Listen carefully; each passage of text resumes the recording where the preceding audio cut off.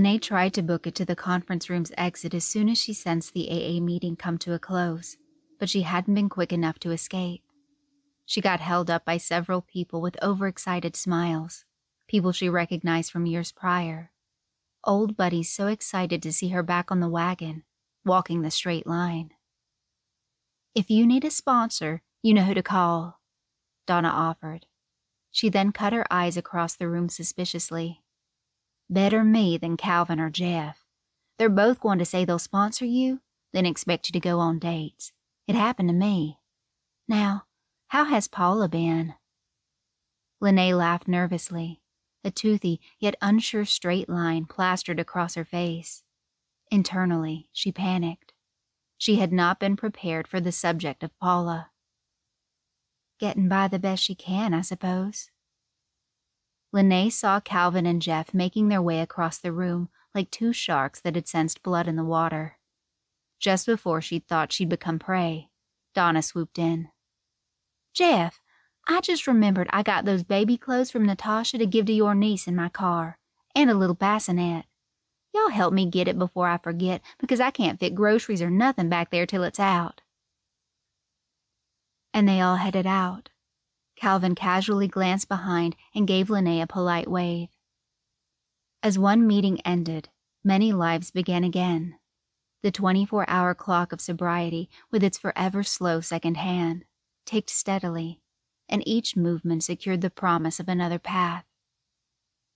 Lene stepped out into the crisp November night, which held a faint but spicy aroma of burning pine wood. Scattered around the parking lot, she could see the lingering phantoms of conversations in small, dissipating clouds of cigarette smoke. She slid into her Lumina and watched the other cars roll away quietly beyond her windshield, tail lights starting large and bright and fading into pinpricks of orange and red down the highway. The hanging tree did little to mask the yeasty reminder that 2 weeks ago, this car had been littered with Lene's secret shame. Bottles and cans shoved under seats and between the edges of now barely used car doors, the lids smeared with varying reds, pinks, corals. But coral had always been Paula's lipwear of choice, and the reddish-orange hues circled the end of several abandoned cigarette butts that sat, still and smokeless, in the ashtray next to Lene.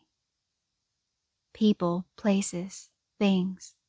These had all been topics of discussion at Lene's first AA meeting in a decade, the decade since Paula had gotten out of prison and had come back into her life. Now Paula was once again in jail on a probation violation, and Lene sat with a heavy body at the wheel, paralyzed by the conflict of emotions that whirred in her gut, sour as cheap tequila on an empty stomach. She knew she was wasting gas, but she couldn't bring herself to push the pedal. Lene picked up an abandoned cigarette and rolled it between her thumb and forefinger, smudging bits of pigment into the lines of skin. Coral flecks so similar in shade to the blinking voicemail light. But it was never a Calvin or a Jeff. It was Paula for a bondsman, Paula for commissary money, Paula wanting another attorney because she talked to a guy and she thinks she has grounds for an appeal. And Lene couldn't decide what was worse, the phone calls asking her to bend past every breaking point she thought she had, or the aching loneliness that was life without her best friend, her partner in crime. Lene gripped the wheel, overwhelmed by a sudden sense of danger she couldn't place. AA had reminded her that it was time to detach from people, places, and things that held her in her misery, even if it meant unraveling from the person she loved like a sister. This would be a journey Lene had to take alone, and she had to be okay with that. Lene set an intention to delete the unanswered voicemails as soon as she got home, took a deep breath, and pressed the gas to begin her drive. It wasn't until approaching the first red light that she sensed something was horribly off. It was the unmistakable scent of leather in her upholstered car, and the feeling that even though it was night, the space was darker than it should be, more cramped than it should be. It couldn't be her breath that smelled of Swisher Sweets. Mentos. When she glanced in the rearview mirror at the red light, it was his eyes that glowed back slightly pink, reflecting the stop signal. Lene choked on her breath. She remembered those eyes, the exact ones from the Brandenburg Daily Gazette photograph, with the terrible words printed underneath. She never thought she would see this man again. And how did he slip into her car unnoticed? Lene's feet trembled on the brake. "I see I've shocked you," he laughed, though his voice was distant, cold.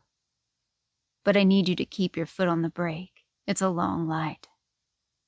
Lene, shaking and nauseous, stepped her foot down in compliance. "Don't worry. I'm not going to hurt you, Lene. You just made a promise to me a while back, and I'm here to collect on it. Go left when the light turns green."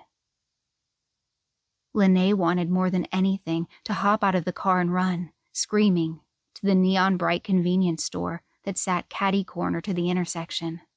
But instead, she felt a heavy left hand that seemed no longer her own reach up and pull the turn signal down with a click. "We've got a loose end, the three of us," he said, his breath crawling up Lene's neck, erupting goose flesh. "Three?" Lene finally spoke, her fearful voice trailing upwards. "You, me, and Paula. Oh, and how has Paula been, by the way?" Lene could hear the snark before she saw it in the mirror. "We won't be going too far out. Take a right up here on Muncie Street, then a loop by Benedict Park." The streets were deserted at this time, and when they passed the park, he unexpectedly cried out, "Lene, slow down. Let's just roll by the park a little more slowly. Hey, let's roll through it. We have a few minutes to spare." Lene hesitated. The park looked different at night. Sparse lights illuminated yellow jungle gym bars and pink plastic slides that led into dark wooden towers. "Sometimes I see my son here," he said, painfully. "But, it's just not the same, since I'm not supposed to talk to him, not allowed to talk to him. Like being face to face with something you want more than anything, but can't touch." The picture in the paper and the sickening words under it flashed into her mind. She pressed the gas forcefully, and they both flew back into their seats. "I can't do this," Lene pleaded. "You made a promise, Lene, and there's no going back now," he growled. "The address is Milton Heights. Take the first right past Lucky's bar. But don't worry, I'm not going to make you stop there." He spat his words cruelly. Lene drove the car in a series of spurts and crawls, sure that if an officer had seen her vehicle's motions, she'd be pulled over, and this nightmare could end. But in Brandenburg at this hour, the only real traffic hovered around Lucky's bar, the place she had met him. Oh, the regret. He had looked handsome and somewhat out of place in his LL Bean pullover, surrounded by fellows in stained and ripped shirts, guys that Lene was used to seeing at Lucky's and, sometimes, bringing home from Lucky's.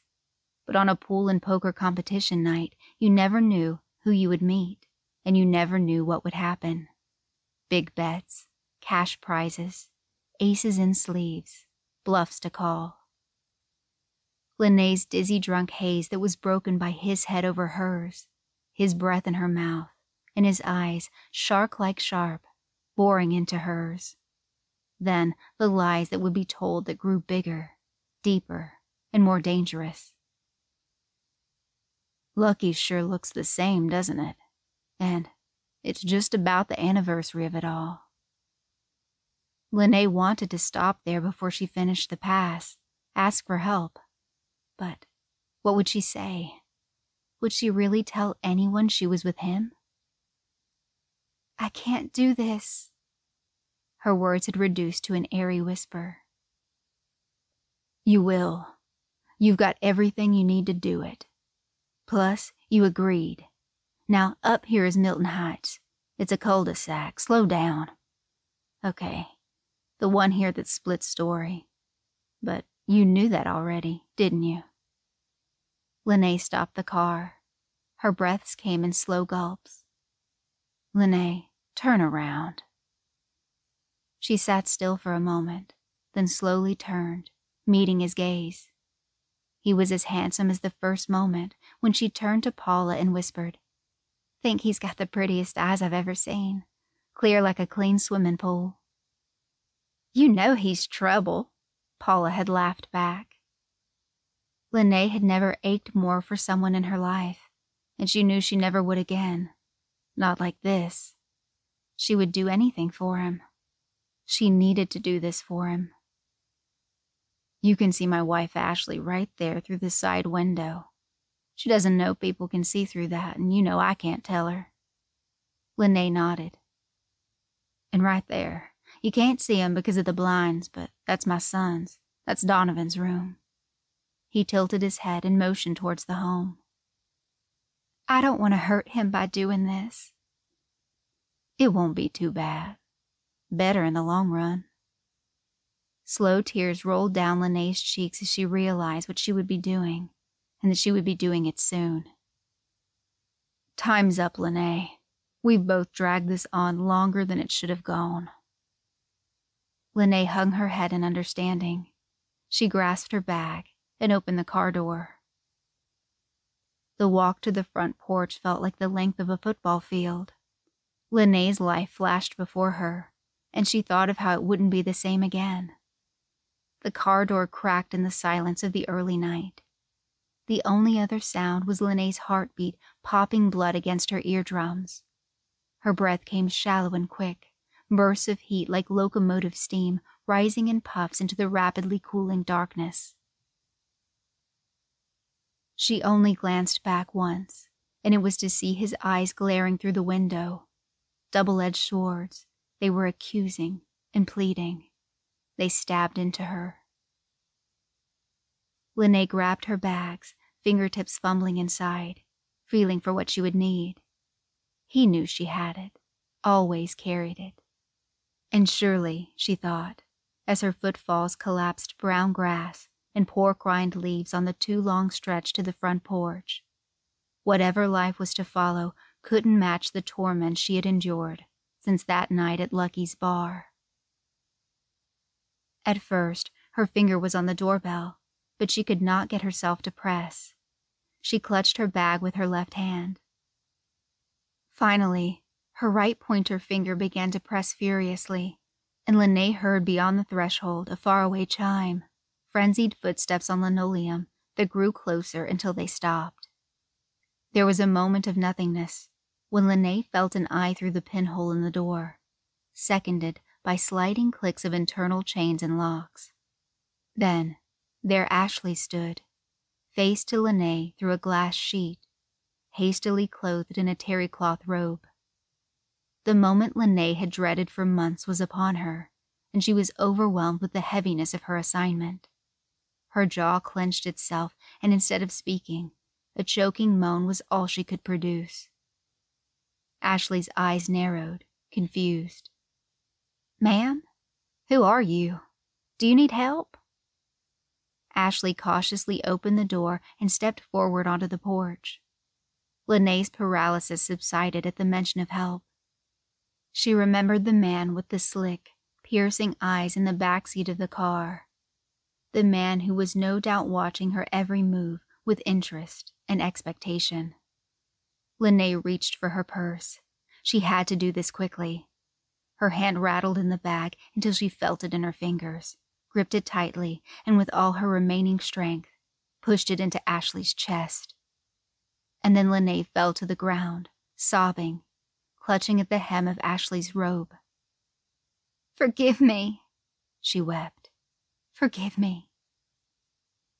Ashley lurched forward and regained her balance. She opened the crumpled paper Lene had thrust upon her to see a newspaper clipping with her husband's photograph. Underneath his smiling face were the words, "Brandenburg man killed and hit and run by bar. Witnesses observed intoxication. Suspect in custody. Lene continued to sob at Ashley's feet. Look here, Ashley started. Who are you, and why are you giving me this picture of my husband? He... Lene took a deep breath. He wasn't the one who was intoxicated. I was. I don't understand you or why you are here. He is dead. He was drunk and he fell. I told him not to go to that side of town, but no. He loved a competition. I couldn't talk him out of a pool tournament. What is there to change now? Ashley looked away, tears welling along the edges of her lashes. We lied. Paula and me. We're the witnesses, and we lied. Your husband saved my life. I had too much at Lucky's that night. Me and Paula left the same time as him. I tripped, dizzy, into the road, and he hopped in to help me out. When I was back on the pavement, that's when he was hit. He never fell. Never fell. Saved my life. You let my husband look like a stumbling drunk when he saved your life? Ashley shouted. You know this man has a child who thinks he died a drunk's death? And for what?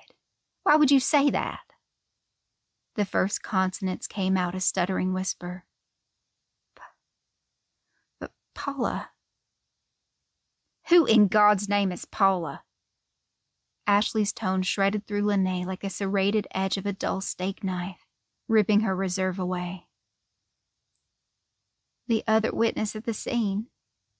She was afraid if we told the truth about us being the drunk ones, No. She'd get locked back up for violating her probation. There happened a short silence where Lene and Ashley could mentally replay Lene's wording, her reasoning for lying to the police the night Tyler LaPoole was killed. There was a stumbling incoherence of logic that hung loosely between them for seconds after the words had faded on their bands of vibration. Their eyes met as Ashley stared down at the mess on the porch. Lene, up to this point, had only identified herself as someone sorry for her actions and sorry about Paula, a sorry excuse of a person. And Ashley's flowing tears were the catalyst for her further crumbling into the fleece of Ashley's house slippers. Say you'll forgive me. I'm so sorry, Lene begged. But why now? It's been months, almost a year. Ashley's tone tendered, and now she seemed more shocked than angered. Lene looked towards the car and gestured, fully expecting to see the figure of Tyler LaPoole still in the back seat, ensuring her follow-through with the promise she made to him so many months back, when she became haunted by the image, the memory, of his eyes above her face when he pulled her from the road. But, of course, he wasn't there. Her curse had been lifted, and her heart felt light for the first time since the accident and the resulting, ridiculous lie. Lene pulled herself from the ground and sniffed, clearing her nose and throat. I'd like to do whatever I need to do to clear his name, with the paper, with your child, the law. Anything I need to do, I have to do. It's what's right, Lene asserted. But there were 2 witnesses. What about the other woman you mentioned? Would she back you up? Lene's brow furrowed with concern. Ashley, I'm done caring about what Paula does or says. I'm moving forward without her if I have to. Ashley wiped her face and sighed. It's nearly midnight. I'm sure enough angry about what you've done, but I'm glad for what you told me tonight. Any next steps we take, can we take them in the daylight hours? Lene smiled softly. Here's my information. Please call me when you can. I work at Dabney's Bakery until 11 most mornings, but I put that number on there too. Lene handed Ashley a pre-made note card. It was feathered on the ends, and some of the writing had smudged from being in her bag so long. Then she took the same walk back to her car, but this time she felt herself weightless enough to almost float over the points of browning grass and scattered leaves. She saw through the backseat window that no passenger remained, leaving her with both relief and a sad realization she could not celebrate her fulfillment of her promise to him. However, as she started the engine and bent sideways to buckle her belt, she couldn't help but notice the thick scent of cedarwood and musk, a cologne foreign to her own body, still emanating from the back seat. Once more she turned around to check, but no one was there. On the seat where Tyler LaPoole had been sat only the intricate and glimmering silver medallion of her 24-hour AA chip.